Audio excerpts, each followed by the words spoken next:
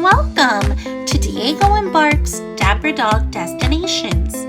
Today's adventures brought us to the Key West Butterfly and Nature Conservatory. This place is absolutely beautiful and not to be missed. Home to hundreds of butterflies, colorful birds, and beautiful flowers and plants.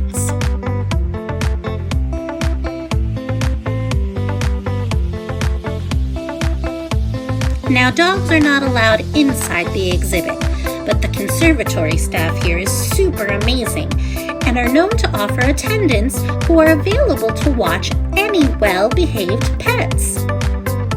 Diego and Jolie did great behind the ticket counter with a new friend while their humans walked around.